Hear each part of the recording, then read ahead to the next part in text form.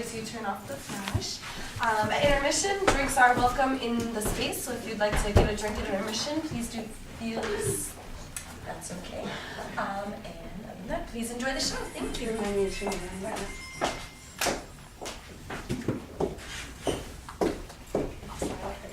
Welcome everybody to the Actors Without Bard'ers staged reading of The Merchant of Venice. My name is Lara Williams. I will be your narrator for this afternoon. Playing the parts of Antonio and Tubal is Michael Flanagan. In the roles of Bassiano, the jailer, and Servant 3 is Daniel East. Playing Lorenzo Morocco and the Duke, we have H.D. Sutherland. Playing Gratiano and Aragon is Michael Downey. In the part of Portia, we have Stephanie Ann Foster. Playing Narissa and Saliano is Hyun-Sin Kim. Playing the parts of Shylock and Balthazar, we have Ernest Lee. In the role of Jessica and the Clerk, Tegan Boyd. And finally, playing Salarino, Lancelot, Salerio, and Servant 1, Camille Schmier. And now we're happy to present William Shakespeare's The Merchant of Venice. Act 1, Scene 1, Venice, a street. Enter Antonio, Salarino, and Selenio.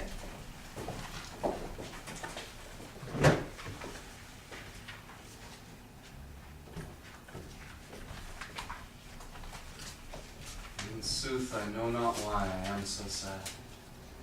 It wearies me. You say it wearies you, but how I caught it, came by it, found it, where 'tis from, what stuff 'tis made of, I am to learn, and such a want-wit sadness makes of me that I am much ado to know myself. Your mind is tossing on the ocean. There were your argosies with portly sail. Believe me, sir, had I such venture force, the better part of my affections would be what my hopes abroad. Misfortune to my ventures, out of doubt, would make me sad. Oh, believe me, sir, I thank my fortune for it, no. My ventures are not in one bottom trusted, nor to one place, nor is my whole estate upon the fortune of this present year. Therefore my merchandise makes me not sad. Why then, you are in love! Fie. I'm not in love neither. Then let us say that you are sad because you are not merry, and 'twere as easy for you to laugh and leap and say you are merry because you are not sad. Enter Bassanio, Lorenzo, and Gratiano. Here comes Bassanio, you most noble kinsman. Gratiano and Lorenzo, fare you well. I would have They stayed. leave you now with better company. Well, I would have stayed till I'd made you merry if worthier friends had not prevented me. Your own worth is very dear in my regard, and I take it your business calls upon you, and you embrace the occasion to depart. Good morrow, my good lords. Good signors, both. When shall we laugh? Say when. You grow exceeding strange. Must it be so? Well, we shall make our leisures to attend on yours. My lord Bassanio, since you have found Antonio, we too will leave you. Till dinner time, I pray you, have in mind where we must meet. I will not fail you. You look not well, Signor Antonio. You have too much respect upon the world. They lose it that do buy it with much care. Believe me, you are marvelously changed. I hold the world, but as the world, Gratiano. A stage where every man must play a part, and mine is a sad one. Let me play the fool, and with mirth and laughter let old wrinkles come, and let my liver rather heat with wine than my heart cooled with mortifying groans. Why should a man whose blood is warm within sit like his grandsire cut in alabaster? Fish not for this melancholy bag, for this full cudgeon, this opinion. Come, good Lorenzo, fare thee well. I'll end my exhortation after dinner. Well, we will leave you, then, till dinner time. I must be one of these same dumb wise men, for Gratiano never lets me speak. Well, let me keep you company but 2 years more, and thou shalt not know the sound of thine own voice. I'll grow a talker for this present year. Thanks, in faith, for silence is only commendable in a neat tongue dry, and a maid not bendable.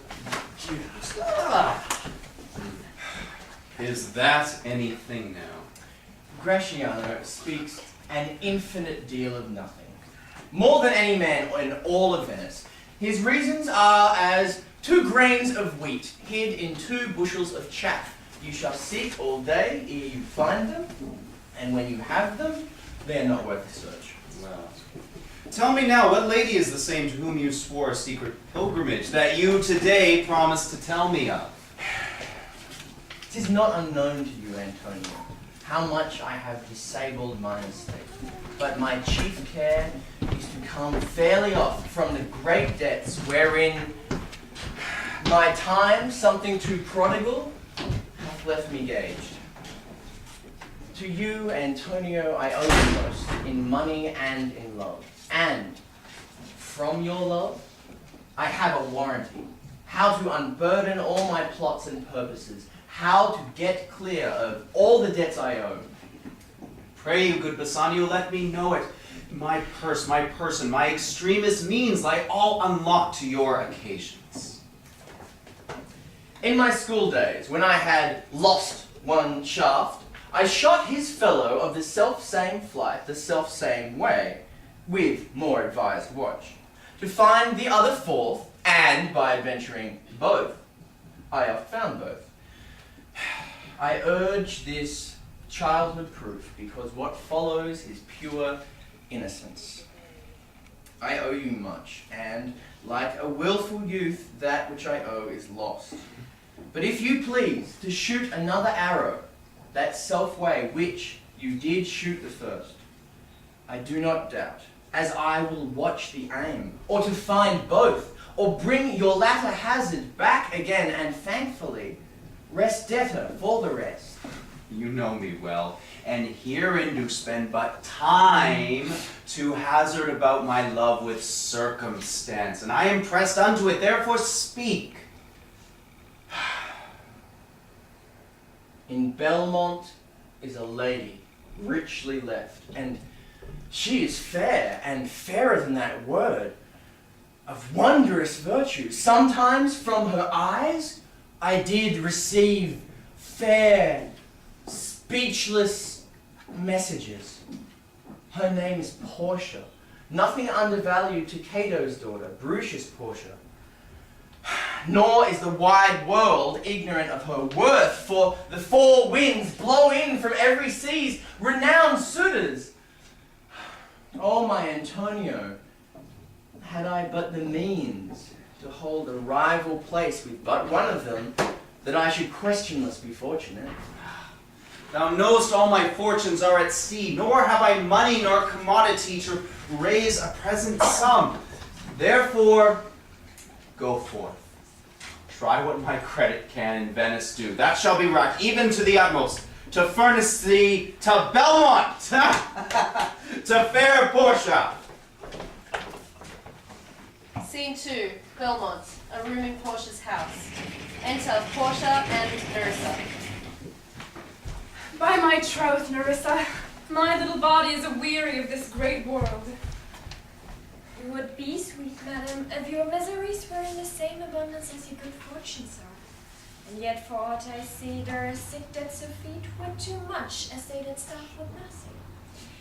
It is no mean happiness, therefore, to be seated in a mean, superfluity considered by white hair, but competency-less long. Good sentences, and well pronounced. They would be better if well followed. If to do good were as easy as to know what were good to do, chapels had been churches, and poor men's cottages, princes' palaces. It is a good divine that follows his own instructions, but this reasoning is not in the fashion to choose me a husband. Oh, me, the word choose. I may neither choose whom I would, nor refuse whom I dislike. So is the will of a living daughter curbed by the will of a dead father. Is it not hard, Nerissa, that I can neither choose one nor refuse none? Your father was ever virtuous and holy man, that us have good inspirations. Therefore, the lottery of these three chests that he has devised, of gold, silver, and lead, whereof who chooses his meaning, chooses you, will no doubt never be chosen by any rightly, but one who shall rightly love. But what warmth is there in any of these princely suitors that are already Oh, come? I pray thee, overname them, and as thou namest them, I will describe them, and as I describe them, level at my affection. First, there is the Neapolitan prince. Aye, there's the colt, for he doth nothing but talk of his horse. And he makes it a great appropriation to his own good parts that he can shew him himself. I'm much afeard, my lady, his mother played false with a smith. What say you then to Falconbridge, the young Baron of England? No, I say nothing to him, for he understands not me nor I him. He hath neither Latin, nor French, nor Italian. And you will come into the court and swear I have a poor pennyworth in the English. He is a proper man's picture. But alas, who can converse with a dumb show? And how oddly he is suited. I think he bought his doublet in Italy, his round hose in France, his bonnet in Germany, and his behavior everywhere. How like you, the young German, the Duke of Saxony's nephew? Very vilely in the morning, when he is sober. Most vilely in the afternoon, when he is drunk. When he is best, he is little worse than a man. When he is worst, he is little better than a beast. And the worst fall that ever fell, I hope I shall make shift to go without him. If you should offer to choose the right casket, you should refuse to perform your father's will. If you should refuse to accept him. Therefore, for fear of the worst, set a deep glass of Rhenish wine on the contrary casket. For if the devil be within, and that temptation without, I know he will choose it. I will do anything, Nerissa, ere I'll be wed to a sponge. You need not fear, lady, to having any of these princely suitors. They have acquainted me with their determinations, which is indeed to return to their home back, and to trouble you with no more suit, unless you may be won by some other sort than your father's imposition, depending on the casket. If I live to be as old as Sibylla, I will die as chaste as Diana, unless I be obtained by the manner of my father's widow. Do you not remember, lady, in your father's time, as a nation, a scholar and a soldier that came hither, in the company of the Marquis of Montfort? Yes. Yes, it was Bassanio, as I think he was so called. True, madam, he of all the men that my foolish eyes ever looked upon, was the best deserving a fair lady. I remember him well, and I remember him worth thy praise. Enter a servant. How now? What news? The four strangers seek for you, madam, to take their leave. And there is a forerunner come from the fifth, the Prince of Morocco, who brings word the prince, his master, will be here tonight. Well, if I could bid the fifth welcome with so good a heart as I bid the other four farewell, I should be glad of his approach. If he have the condition of a saint and the complexion of a devil, I'd rather he would shrive me than rive me. Cyril, go before. Come, Nerissa. Whilst we shut the gates on one wooer, another knocks on the door.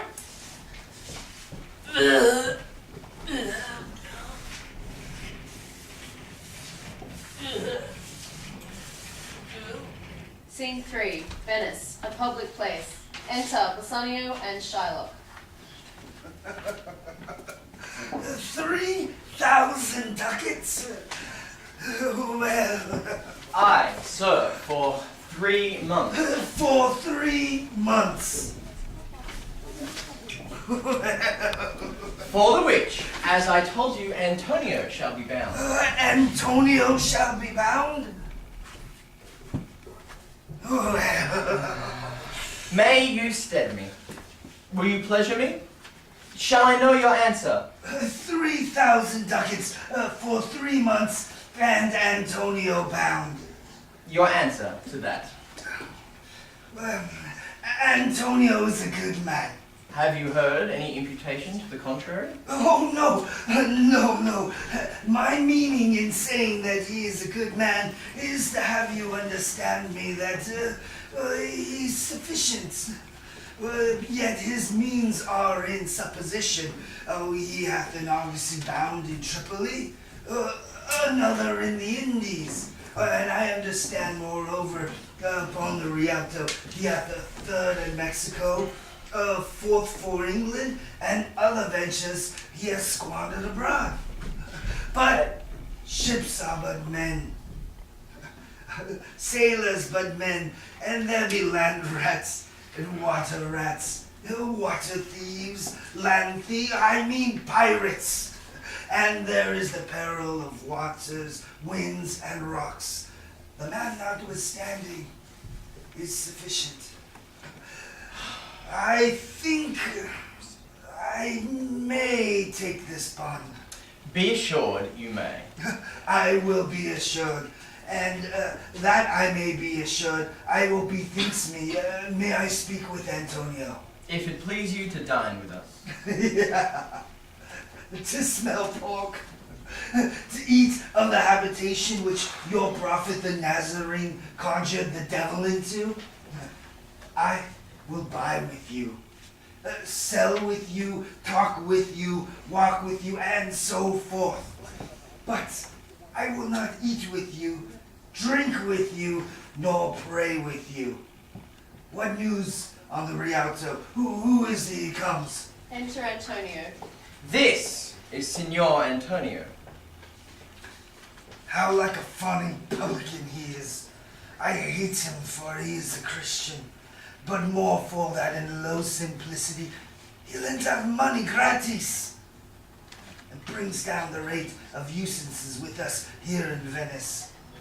If I can catch him once upon the hip, I will feed the fat that ancient grudge I bear him.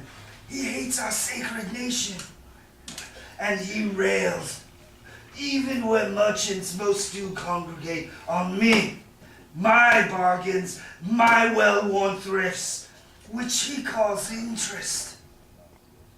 Cursed be my tribe if I ever forgive him. Shylock! Do you hear?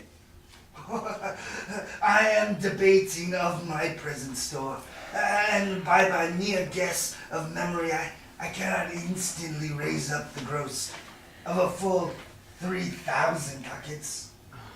What of that? A two-ball. A wealthy Hebrew of my tribe will furnish me. But soft, how many months did you desire? Rest your faith, good signor.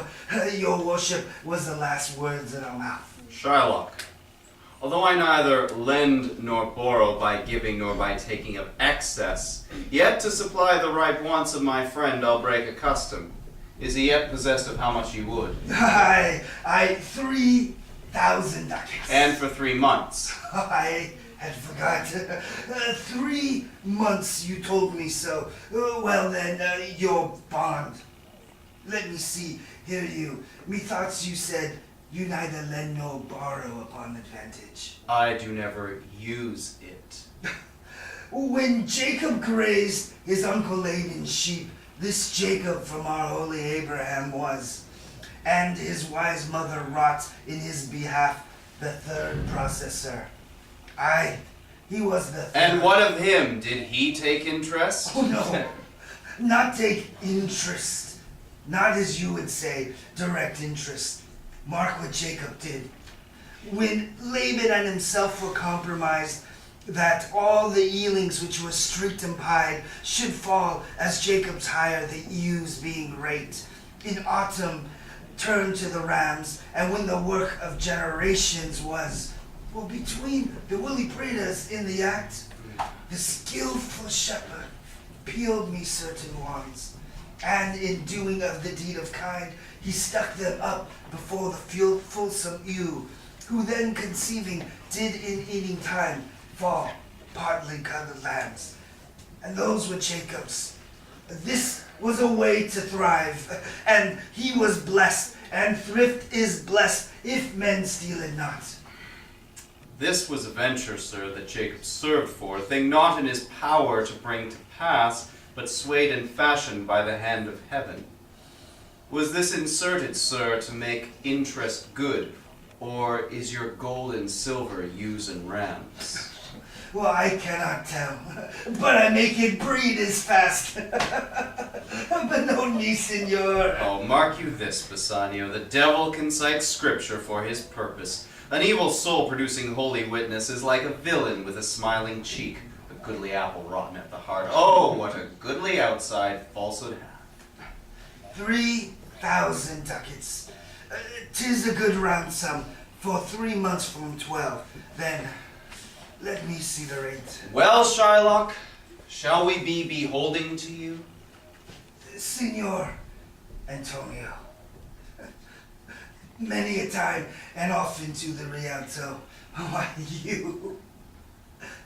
you have rated me about my monies and my usances. Still, I bore it with a patient shrug, for sufferance, it's the badge of all our tribe. You called me misbeliever, cutthroat dog.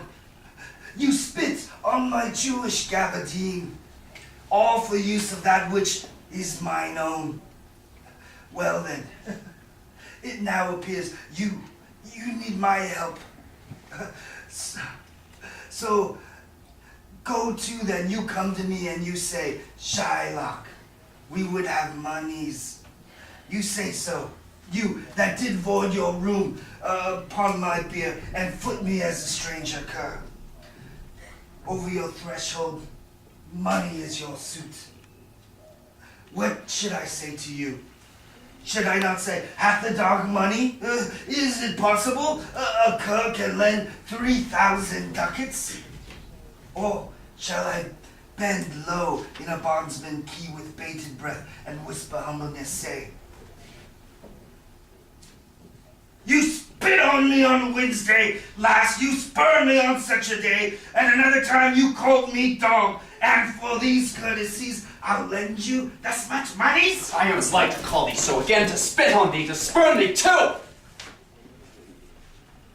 Thou wilt lend this money, lend it not to thy friends, for when did friendship take a breed of barren metal for its kind, but lend it rather to thy enemy, for if he break, thou mayest with better face exact penalty for the fault.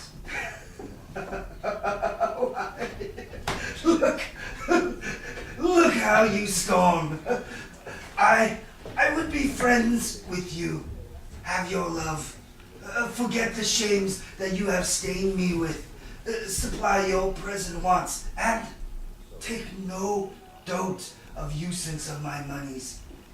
And you will not hear me. This is kind I offer. This were kindness. This kindness I will show. Go with me to a notary, seal me there your single bond, and in a merry sport, if you repay me not on such a day, in such a place, such sums or sums as are expressed in the condition, let the forfeiture be nominated for an equal pound of your flesh to be cut off and taken in what part of your body pleaseth me.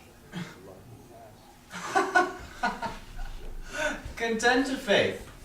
I'll seal to such a bond and say there is much kindness in the Jew. You shall not seal to such a bond for me. I'll rather dwell in my necessity. Why, fear not, man, I will not forfeit it. Within 3 months, that's a month before this bond expires, I do expect return of thrice 3 times the value of the bond.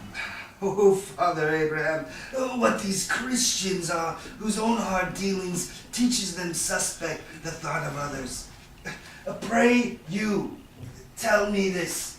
If he should break the bond, what should I gain by the exaction of the forfeiture? A pound of man's flesh taken from a man is not so estimable, profitable neither, as, flesh of muttons, beef, or goats. I say, to buy his favor, I extend this friendship. If he take it, so. If not, adieu. And for my love, I pray you wrong me not. Yes, Shylock. I will seal to such bond. Then meet me forthwith at the notary's. Give him directions for his merry bond, and I will go and purse the ducats straight. See to my house, left in the field for guard of an unthrifty knave, and presently I will be with you. Hie thee, gentle Jew. The Hebrew will turn Christian, he grows kind. I like not fair terms and a villain's mind. Come on. In this there can be no dismay. My ship comes home a month before the day. Act 2, Scene 1, Belmont, a room in Portia's house. Flourish of cornets. Enter the Prince of Morocco, Portia, and Nerissa. In terms of choice, I'm not solely led by a nice direction in a maiden's eyes. Besides, the lottery of my destiny bars me the right of voluntary choosing. My father hath scanted me, and hedged me by his wit to yield myself. Even for that, I thank you. Therefore, I pray you, lead me to the caskets to try my fortune. You must take your chance, and either not attempt to choose at all, or swear before you choose. If you choose wrong, never to speak to lady afterward in way of marriage. Therefore be advised. Nor will not. Come, bring me unto my chance.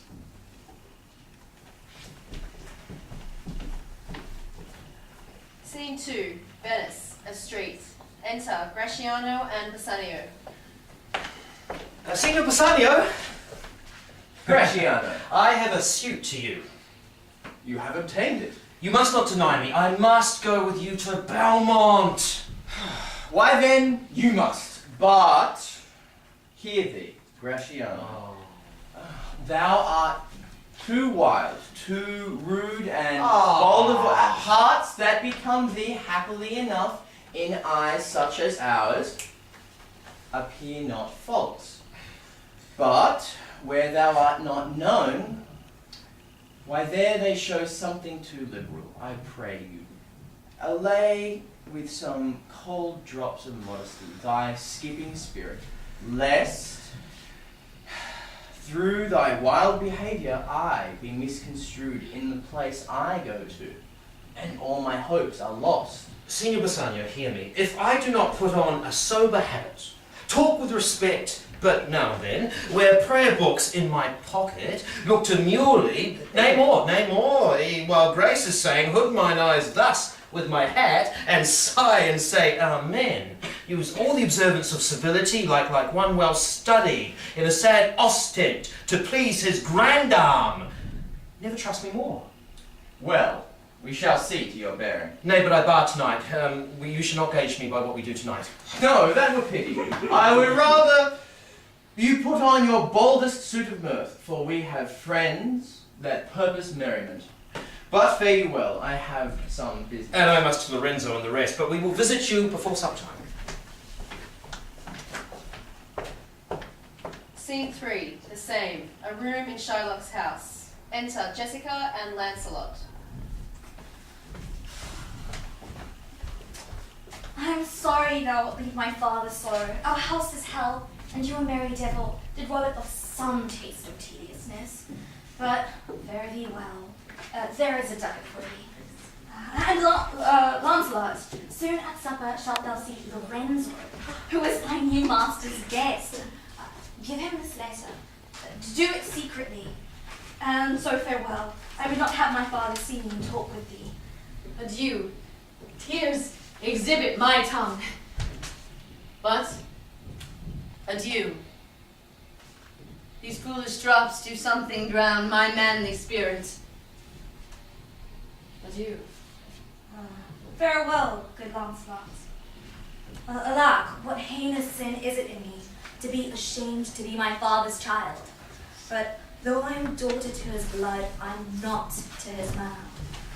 Oh, Lorenzo, if thou keep promise, I shall end the strife, become a Christian, and thy loving wife. Scene 4, the same. A street. Enter Gratiano and Lorenzo. Nay, we will slink away at supper time, disguise us at my lodging, and return all in an hour. Enter Lancelot. Now, friend Lancelot, what's the news? If it shall please you break up this, I shall signify. I know the hand. In faith, 'tis a fair hand. And whiter than the paper it writ on is the fair hand that writ. Love, news, and faith. By your leave, sir. Whither goest thou? Marry, sir, to bid my old master the Jew to sup tonight with my new master the Christian. Hold there. Take this. Tell gentle Jessica I will not fail her. Speak it privately. Go, gentlemen. Was not that the letter from fair Jessica? Oh, I must needs tell thee all.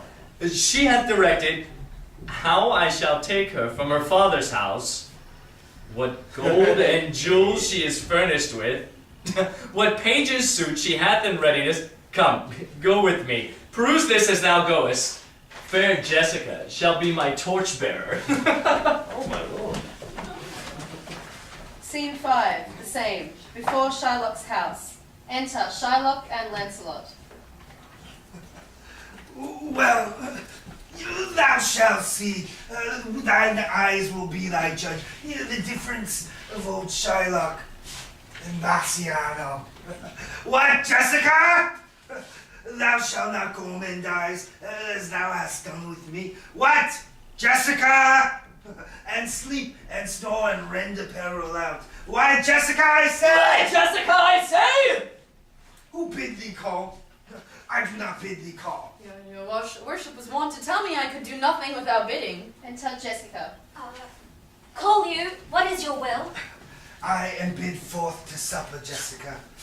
There are my keys. But wherefore should I go? I am not bid for love. They flatter me.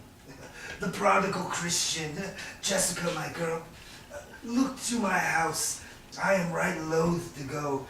There is some ill a brewing towards my rest, for I did dream of money bags. I beseech you, sir, go. My young master doth expect your reproach. So do I his. And they have conspired together. I will not say you shall see a mask. What are the masquerades? Hear you me, Jessica. Lock up my doors, and when you hear the drum and the vice squealing of the wry-necked fly, clamber not up to the casement then, nor thrust your head out to the public street to gaze on Christian fools with varnished faces. But stop my house's ears, I mean my casements. Let not the sound of shallow floppery enter my sober house.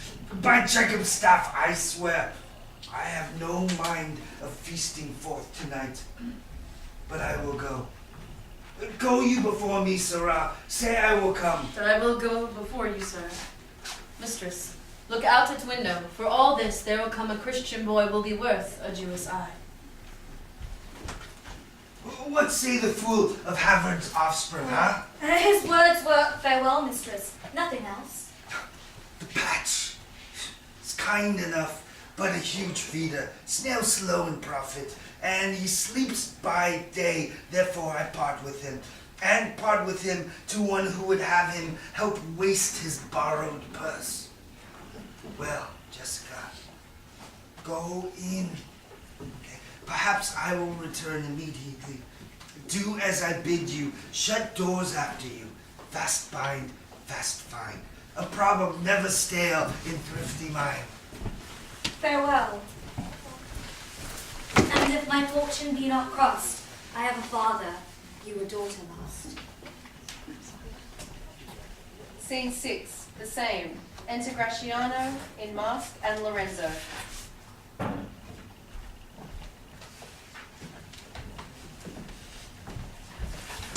Approach. Here dwells my father Jew. Oh! Who's within? Enter Jessica above in boy's clothes.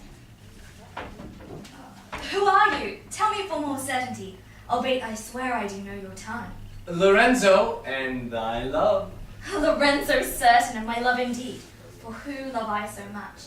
And now, who knows but you, Lorenzo, whether I am yours? Heaven and thy thoughts are witness that thou art. Here, catch this casket. 'Tis worth the pains. I am glad 'tis night and you do not look on me, for I am much ashamed of my exchange. But love is blind, and lovers cannot see the pretty follies that themselves commit. For if they could, Cupid himself would blush to see me thus transformed to a boy. Descend, for you must be my torchbearer. What? Must I hold a candle to my shames? They in themselves, good sooth, are too light.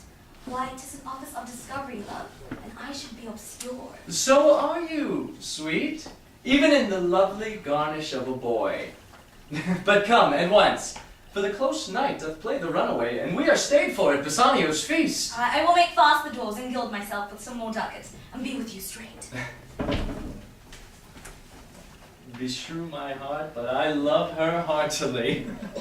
For she is wise, if I can judge of her, and fair she is, if mine eyes be true, and true she is, as she hath proved herself, and therefore, like herself, wise, fair, and true, shall she be placed in my constant soul. Enter Jessica below. What, art thou come? On, gentlemen, away! Our masking mates by this time for us stay. Enter Antonio. Who's there? Signor Antonio! Fie, Graciano, where are all the rest? 'Tis 9 o'clock, our friends all stay for you. No mask tonight. The wind has come about. Bassanio presently will go abroad. I have sent 20 out to seek for you. I'm going on as I desire no more delight than to be under sail and away tonight. Scene 7. Belmont. A room in Portia's house. Flourish of cornets. Enter Portia, Nerissa, and the Prince of Morocco.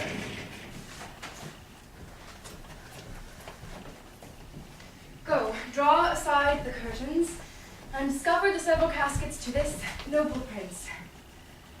Now, make your choice. The first, of gold, who this inscription bears, who chooseth me shall gain what many men desire. The second, silver, which this promise carries, who chooseth me shall get as much as he deserves. This third, dull lead, with warning all is blunt, who chooseth me must give and hazard all. How shall I know if I do choose the right? The one of them contains my picture, Prince. If you choose that, then I am yours with all. Some god direct my judgment. Let me see. I will survey the inscriptions back again. What says this leaden casket? Who chooseth me must give and hazard all he hath. Must give? For what? For lead? A hazard for lead. This casket threatens. Men that hazard all do it in hopes of fair advantages. A golden mind stoops not to shows of dross. I'll neither give nor hazard aught for lead. What says silver with her virgin hue? Who chooseth me shall get as much as he deserves. As much as he deserves. Pause there, Morocco, and weigh thy value with an even hand. If thou beest rated by thy estimation, thou dost deserve enough, and yet enough may not extend so far as to the lady. And yet to be afeard of my deserving were but a weak disabling of myself. As much as I deserve, why that's the lady.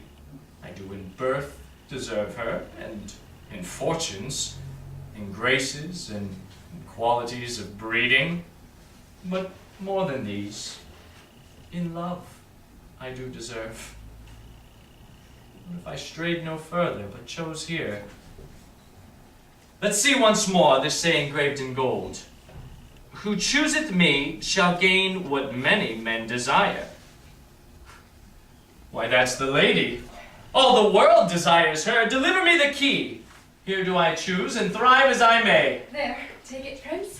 And if my form lie there, I am yours.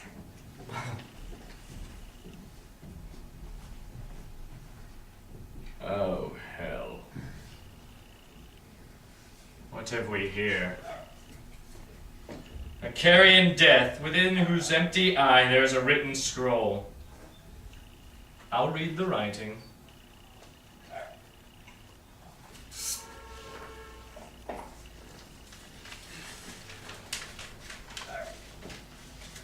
All that glitters is not gold. Often you have heard that told. Many a man his life hath sold, but my outside to behold. Gilded tombs do worms enfold.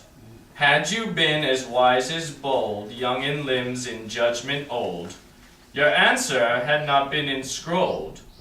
Fare you well, Your suit is cold. Cold indeed. And labor lost. Therefore, farewell, heat. Welcome, frost. Portia, I bid you adieu. A gentle riddance. Draw the curtains, go.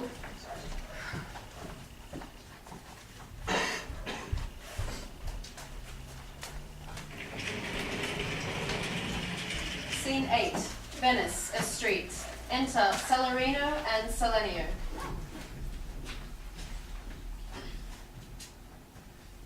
Why, man, I saw Bassanio under sail.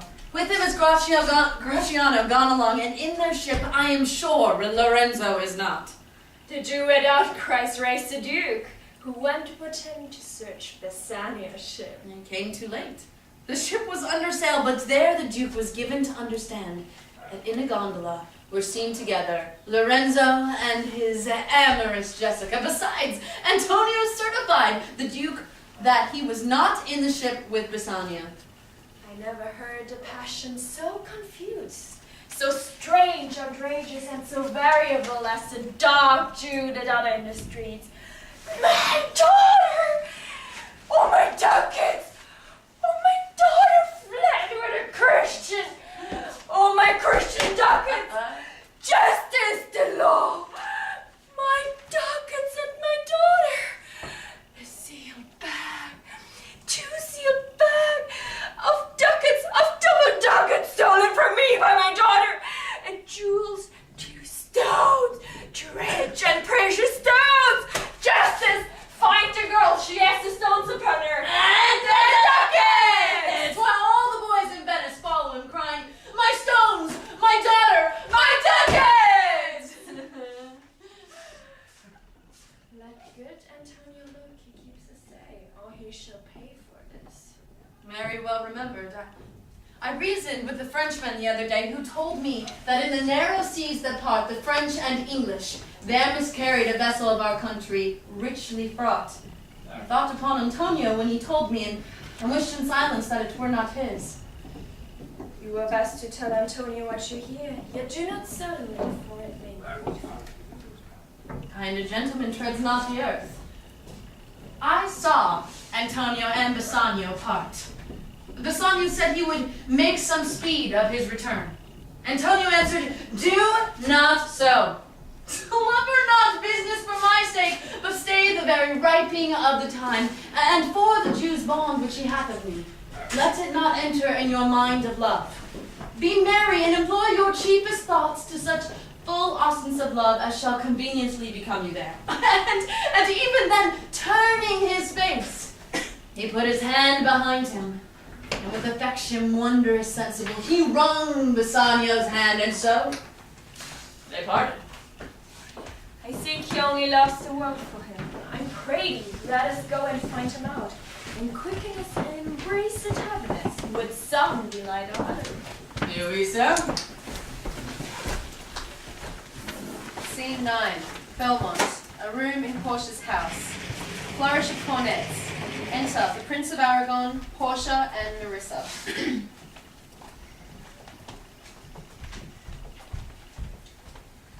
Behold, there stand the caskets, noble prince. If you choose that wherein I am contained, straight shall our nuptial rites be solemnized. But if you fail, without more speech, my lord, you must be gone from hence immediately. I am enjoined by oath to observe 3 things. First, never to unfold to anyone which casket 'twas I chose. Next, if I fail of the right casket, never in my life to woo a maid in way of marriage. Lastly, if I do fail in fortune of my choice, immediately to leave you and be gone. To these injunctions everyone doth swear that comes to hazard for my worthless self. And so have I addressed me. Fortune now to my heart's hope. Gold, silver, and base lead. Who chooseth me shall give and hazard all he hath. You shall look fairer ere I give or hazard. What says the golden chest? Let me see. Who chooseth me shall gain what many men desire. What many men desire. That many may be meant by the full multitude, that choose by show, not learning more than the fond eye doth teach, which prize not to the interior, but like the martlet builds in the weather to the outward wall, even in the force and road of casualty. I will not choose what many men desire, because I will not jump with common spirits and rank me with the barbarous multitudes. Why then to thee, thou silver treasure chest, tell me once more what title thou must bear. Who chooseth me shall get as much as he deserves.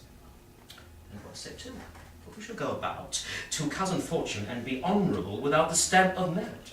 Let none presume to wear an undeserved dignity. Who chooseth me shall get as much as he deserves. I will assume desert.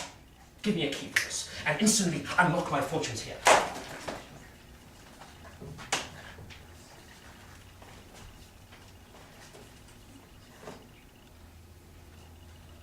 Too long a pause for that which you find there.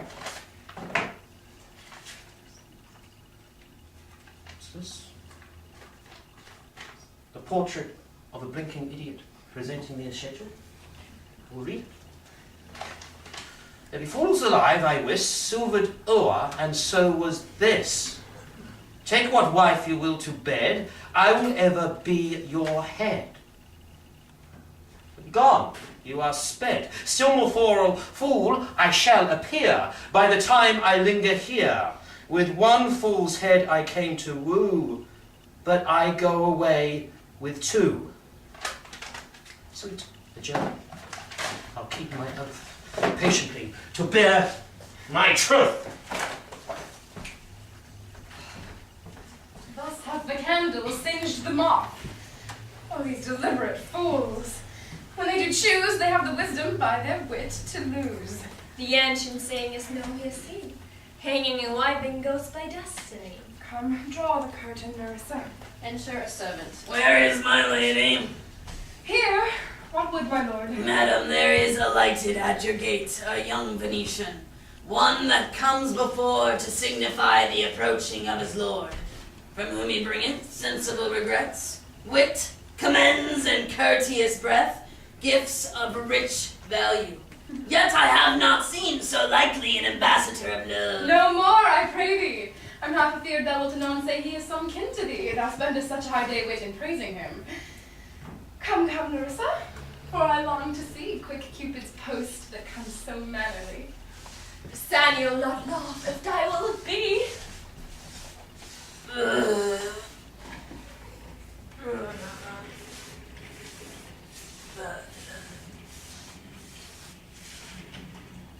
Act 3, Scene 1.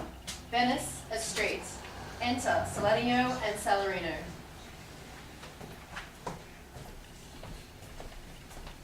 Now, what news on the Rialto? Why, yet it lives there unchecked that Antonio hath the ship of rich lading wrecked on the narrow seas, the good winds.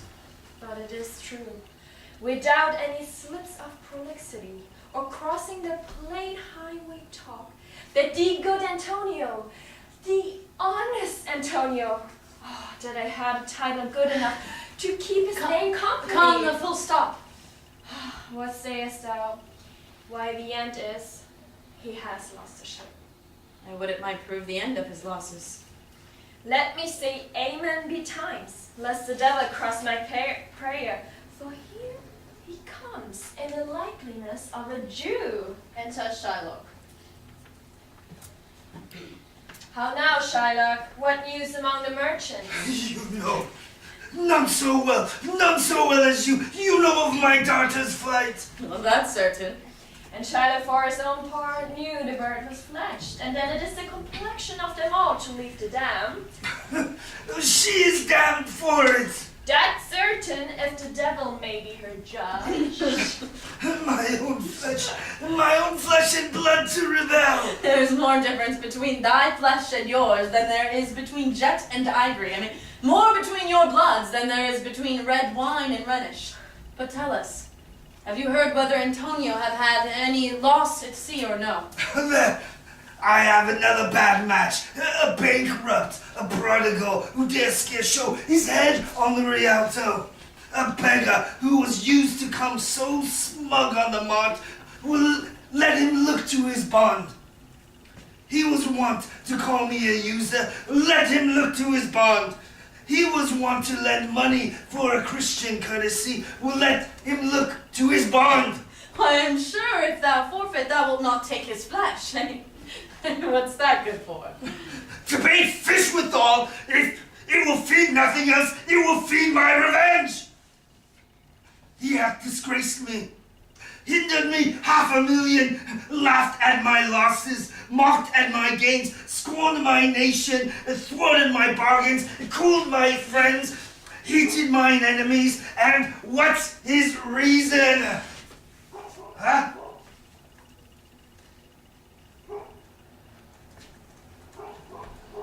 I am a Jew. Hath not a Jew eyes?